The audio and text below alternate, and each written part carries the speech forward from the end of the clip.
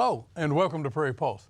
Coming up a little bit later in the show, we'll meet North Dakota High School Poetry Out Loud champion, Maya Tenna. But first, joining me now is Ken Hall, a member of the 3 affiliated tribes in North Dakota. Ken, thanks for joining us today. Yeah, it's good to be here. Thank you for inviting me. Well, as we get started, tell the folks a little bit about yourself and your background. Okay, my name is Ken Hall, as you mentioned. I'm a member of the 3 affiliated tribes, and that's the Mandan, Hidatsa, and Arikara people. It's located on the Fort Berthold Indian Reservation in northwest North Dakota. I've been married. I've been married for 20 years now, going on 21. Kara Curry Hall is the spouse, and we have a daughter, Faith Alice Hall, who's a senior at Shiloh Christian, and just announced she's going to Arizona State University as of yesterday. Well, congratulations. Ken, you're here today mainly to talk about a bill that passed in North Dakota, Senate Bill 2304. It's to develop a Native American curriculum for K through 12 school systems in North Dakota. Can you tell us about this bill and what it means? Okay, I think it's pretty exciting because we're charting new territory. It's historic. This SB 2304 no longer a bill, but it's law as of August 1st, 2021. So all the schools across the state of North Dakota, K through 12, by law are required to implement Native American history into their current curriculum. And by 2025, it's a graduation requirement. So it's very important. I think one of the testimonies that we had was before you can teach North Dakota history, you have to teach Native American history. And as far as the United States, before you can teach U.S. history, you have to talk about Native American history. It makes total sense, and it's long overdue, and we're very proud of all the legislators that really came on board with this, including the governor's office, of course, the Indian Affairs Commission, and then the senior leadership. A lot of credit goes to Senator Rich Wardner, who is the Senate Majority Leader on the Senate side, and he really helped push it forward. And early on was a meeting with him in his office and talking about it initially, and he said, "Yes, I can support this, and I'll lay the groundwork." So, well, really, yeah, you're talking about it already, but this has been a long time in coming, and rightfully so, but a long fight and battle to get it passed. So, why is that? Yeah, I'm not sure why. That's a good question because there's been many attempts in the past, I believe in the 90s and probably early 2000s. And then I had a meeting with Kirsten Baszler, the superintendent of schools for the North Dakota Public Instruction, a few years ago on this very issue. And she said a lot of schools don't like the word mandated, And then the word I used was, how about integration? Pick a subject. Pick any subject, art, history, physical education, government, you name it. You can integrate it. And she thought that was a great idea. But fast forward to 2 years later, nothing's been done. And so now we had to take the next step. Okay, let's try to make this a law. And then I think part of that is a lot of how our Native American kids have been treated in a public school setting was part of that motivation as well. And I think Senator Wardner took off with that, and he said, yes, this is long overdue. A lot of legislators thought it was already implemented. I thought it was already implemented. It was a lot of the conversation, and we said, no, it's not. It's optional. Mm-hmm. It's optional. So with that, prior to this, it was individual school districts. Right. It was up to them to teach a curriculum or not. Yes. Can you talk about that and how it went in past years? Or? Well, I think, we look at the reservation schools, the BIE schools, the public schools, they basically do it. That's part of who they are and, the people around the surrounding area. But it was part of the other schools, the bigger schools, the smaller rural schools that weren't even teaching Native American history into their classes or to their curriculum. So that's why this bill is so important, I think, is that now it's required by all schools. And it's now no longer optional. It's required and it's by law. So it makes a difference. Yeah. Talk a little bit more. I guess I got some. Who all helped? You talked about Senator Wardner, and understand Representative Ruth Buffalo had efforts in this, or had done things. And how much of a difference did it make getting everybody in line and everybody on board? Well, if anybody understands legislative authority and the majority, you knew that if the Democrats were going to bring this forward, it was going to be quite a challenge. And that's what actually happened. The language that you mentioned, Representative Buffalo used, it pretty much got gutted out at committee, and didn't carry a whole lot of. What they were saying at committee level, it was too specific when you talk about sovereignty, when you talk about treaty rights. So they thought it was too specific. They wanted more of a broader, a broader language to help assist this. And after some language and amendments and edits and all that, they brought it back again. Because initially the North Dakota School Boards Association opposed it, and also the North Dakota Council of Education Leaders opposed it as well. So we knew it was going to be a fight day one, but back to, if you understand North Dakota politics and the majority, Senator Wardner, it was of course a Republican, and also a senior leader in government. So he carries a lot of weight and a lot of authority. And so the interesting thing about Senator Wardner, he used to be old basketball coach at Mulhall. We're in March Madness, so I got to throw that plug in there. So our relationship went back to when I was in high school. And he was a coach at Mulhall, and I was a high school player at Newtown. And so we go back that far. And so he was the gentleman that really supported this and got his party to back this. Oh, good. Yeah. Can you talk about growing up in school and how you felt, knowing that what you learned was really not sharing your stories and the history of the Native people? Right. Well, growing up on the reservation, it's pretty unique. And I think the younger kids don't see color as so much, because I had friends that were non-Indian. I grew up with them. I think our high school was about 60% non-Native and 40% Native, so we all got along together, a small town, and just everybody knew each other. It was more like family, more like community. And of course, the values that you grew up with, and a lot of people don't understand this, I grew up with 12 people in a 2-bedroom home. Grandpa, grandma, my aunt and my uncle, my cousins, and my grandpa even had a non-Native friend that lived with us. And so it was all about family, it was all about unity, and the values that our grandparents taught us about kindness and generosity and sharing and caring and love, those were taught at a young age. And so we didn't see color of skin when we grew up. We just seen human beings and people for who they were, and we're supposed to respect. Respect was one of the most important things that we grew up with, and to respect people, no matter color, race, handicapped, or elderly, whatever, mentally handicapped, that you were to respect them. And so those values still continue to this day, that were taught to us at a young age. And I didn't really know, it was culture shock when I got away and went to college, being one of the minorities in college, only Native on the basketball team and in the classroom. It was quite a change and quite a culture shock. Mm. When did you learn that the new material would be implemented into North Dakota schools? Well, the governor, once he signs it, I think he signed it back in, I want to say June or July. I could have my dates wrong here, but once he signed it, it became law as of August 1st, 2021. And of course, we were very excited, and a lot of people to thank along the way. Yeah, but so I probably didn't say it right. When will it be available? So when will it be implemented?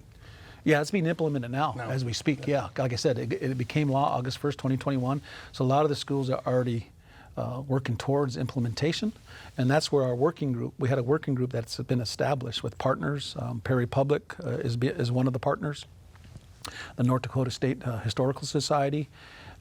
some of our superintendents in the state, and then we have a few nonprofits. Of course, the NIEA, which is the National Indian Education Association, is another partner. So this has a national attention, and because they want to see how, this is a bipartisan bill. If Democrats and Republicans get along and create a bill that's historic, it sends a message to the rest of the country. Hey, these guys can get along in North Dakota. Yeah. And pass some bills and make legislation. So it's really North Dakota is not only in the spotlight for our oil and gas and everything that's going on in North Dakota, but we're in the spotlight for a lot of things. And this particular bill gives it some more spotlight too as well. Yeah, you mentioned at the beginning of this journey, it was basically you and Kara, your wife, pushing for a bill mandating this curriculum. Tell us about that. Yes. Well, it was personal. I think that. Our daughter, in her testimony, and part of her, and she was part of that as well, Faith, growing up in Newtown on the reservation, where she started elementary, she was being taught her language, the Hidatsa language, about her culture and her ways. And then once she left the reservation setting to come to Bismarck, nothing was being taught. So she felt like she was getting cheated and of leaving some of her history back home. And I think that one of the things that she mentioned during her lobbying efforts was the sooner you can teach this history to the younger kids, the less they'll resist it as they get older.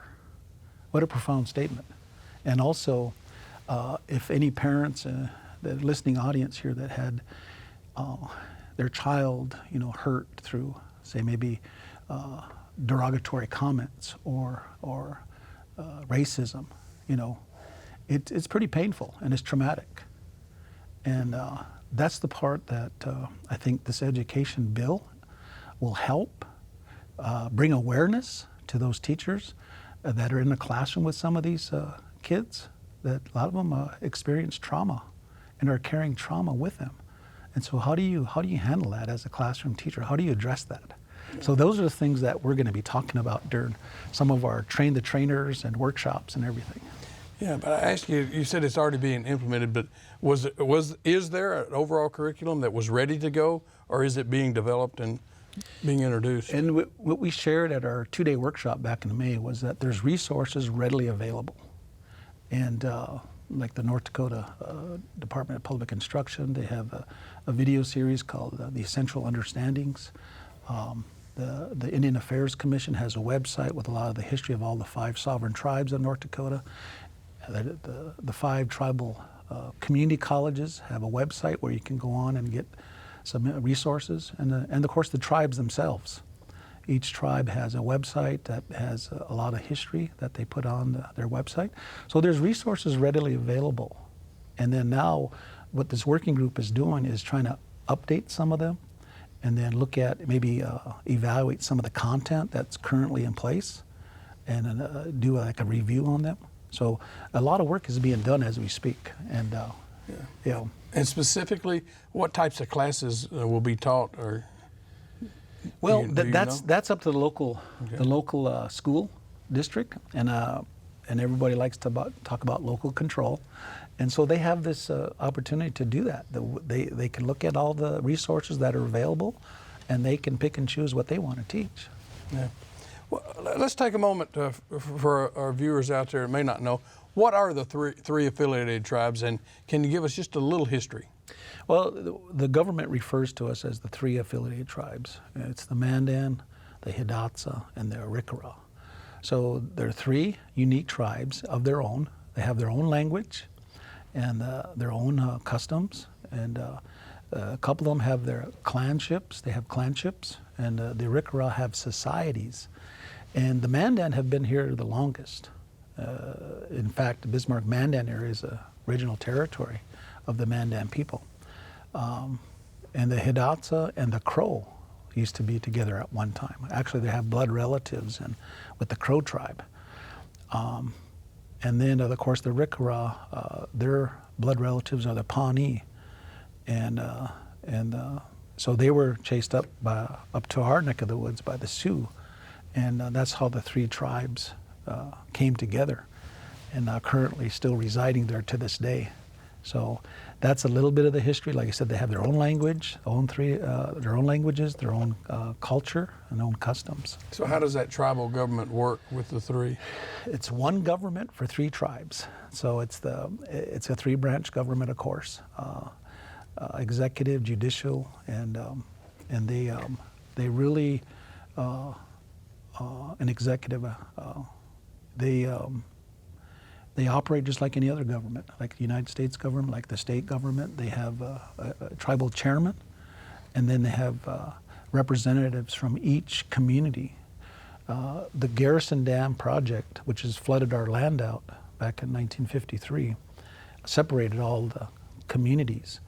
And so now we have three communities on the west side of the river and three communities on the east side of the river, which is Twin Buttes, Mandaree, and Forebears on the west side. And then you come to the east side, there's Newtown, Parshall, and White Chill. And so, but they have a tribal government, and they have, just like any other government, how they operate. They have their policies and their, which governs them. And so, and then the decision makers are the tribal chairman and the tribal council. Yeah. Okay. Well, Ken, as I introduced you, I said you wore many hats, I think. And let's talk some other things you're involved with.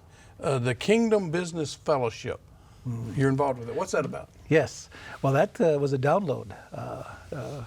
Kara, myself, and one of our friends from Bismarck, Pastor Bob Grego. It was triggered by a TBN special on Martin Luther King Day. Dr. Samuel Rodriguez was facilitating a panel with him and Dr. Martin Luther King's daughter and another pastor friend from DC. And their topic of discussion was racism in America and the role of the church. That was the topic. And at the end of their discussion, they said, doing nothing is not the solution. We all can do something. And Kara and I said, you know what, we can do something, because we ran a lot of conferences back home on the reservation, big energy conferences that brought all the players together, all the stakeholders. So we said, well, we could do something. So we ended up renting the Bismarck Event Center out, called some world-renowned speakers in, and we had a 2-day conference, and it was really well attended, well received, and people got motivated, inspired. And so we did leadership conferences, leadership trainings before COVID, and then when COVID hit, there was a pause, like everybody else was doing. There was a pause, and then what happened is we worked with another outreach in Kentucky. Our friend Cleddy Keith out there and his adopted son David Mudd. They're like first responders. They were at Hurricane Katrina. They were also at the Western Kentucky tornadoes. And so they called us and asked if we wanted to give away $1 million worth of clothes during COVID. So we did. We said yes, and they sent out a truckload of clothes. We've had 4 truckloads. Now keep in mind, that was wholesale price, but it's more like $2.5 to $3 million worth of clothes. We've given out $12 million worth of clothes in the last couple of years through our nonprofit. And the latest, we gave out $1 million worth of toys right before Christmas. And so it's just giving back, because we've been very blessed, and just giving back to people in need. Well, Ken, we are really almost out of time. Okay. I know you do other things. You're chairman of the Missouri River Resources Board and other things. We'll have to bring you back to talk about. But real quick, what do you want people to know about the 3 affiliated tribes and this curriculum that we talked about earlier that perhaps they don't know? Okay. Well, 3 affiliated tribes is their treaty is the 1851 Fort Laramie Treaty. And that's what shrunk us up to a current size. At one time, we had 12.8 million acres of territory going into part of Montana, scraped the Black Hills and into Wyoming, and then where we're currently at, and then also the southwestern part of North Dakota. That was our whole territory. And we were international traders. We were known for an abundance of flint, an abundance of corn. Our corn was known worldwide. And we actually traded. Kara is from Alberta, Canada, the Musqueam people, and we traded with the Samson Cree 400 years ago, because where we're at is a trade corridor, an international trade corridor. So we were business people, we're entrepreneurs, we're scientists, and we're very healthy and prosperous people. And we're getting back on our feet again. We're currently an economic power and a political power, the MHA nation. And so that's when people want to get things done, the governor or some of the legislators, they know that MHA carries a big stick. Okay. Well, Ken, a deep, rich history, and we look forward to that being out there in that curriculum. Thanks for joining us today. Thank you very much. Appreciate it. Stay tuned for more.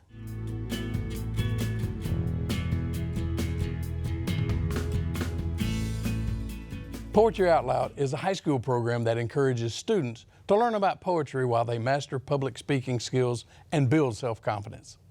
Maya Tena from Bismarck High School is the 2022 North Dakota State Poetry Out Loud champion. Pues estoy creando Spanglish, bicultural systems, scientific lexicographical, intertextual integrations. Two expressions existentially wired. I am mostly involved in the music programs. I play tenor saxophone, and my favorite thing to do is jazz because the improvisation that goes with it, everyone shows their uniqueness in it, and it's fun because you're really going off the page, and that's what I like. Kind of like with poetry, you have to interpret what the author was trying to say. Poetry Out Loud is a competition where students recite poems that we have to choose from the anthology of poems on the Poetry Out Loud website. The first stage is the school competition, and then it was state competition. It was similar to the school competition where there's one round of poems, then there's a second round, and the only difference is they pick 5 finalists, and those finalists have to recite a third poem. The judges are judging us on a few sets of criteria. One of the criteria that we're judged on is how accurate we interpret the poem. We can't be overly dramatic, but they don't want us to be stoic. They're judging us, of course, on the accuracy. We also get judged on our voice and how our voice carries the poem into the audience.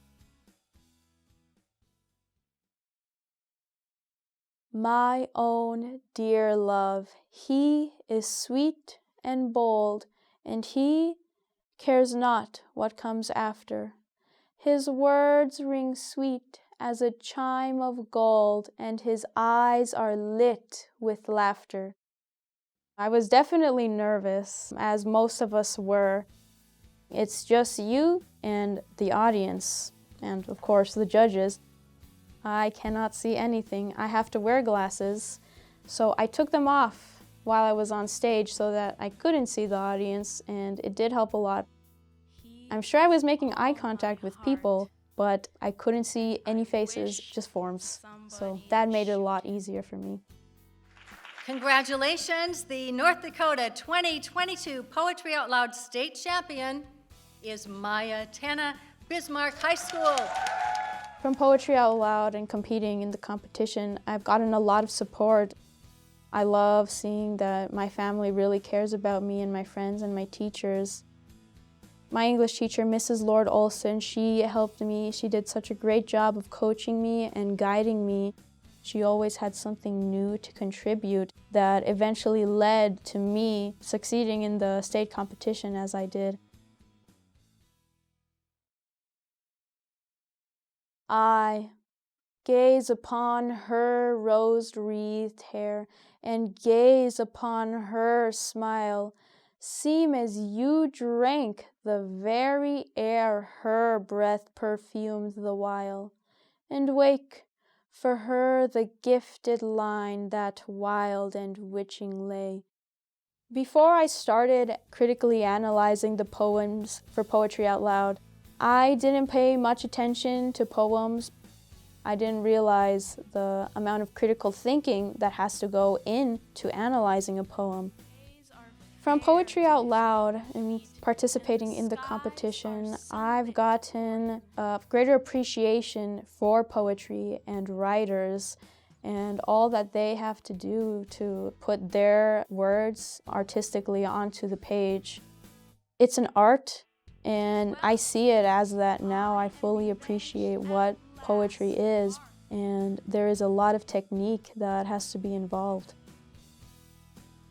Spanglish is by Tato Laviera, and I chose that poem because there is some Spanish in the poem that you have to recite, and I thought that would be a lot of fun because my parents are from Mexico and I grew up speaking Spanish. That was my first language, and I thought it would be a really fun experience to use that in my poem.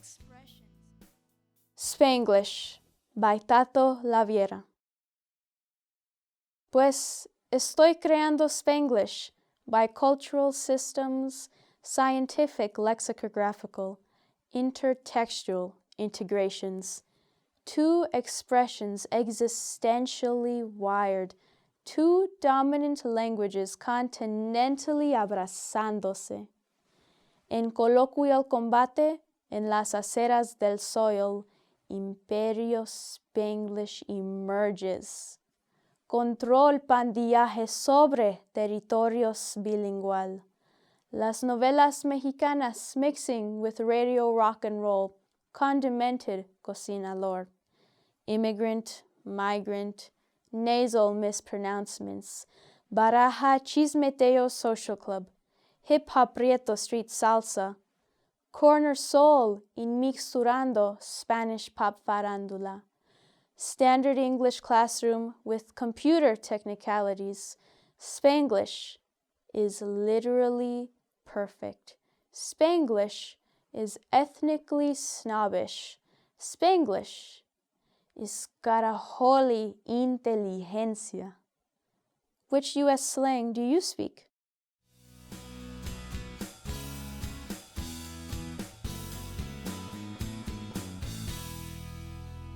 Well, that's all we have on Prairie Pulse for this week. And as always, thanks for watching.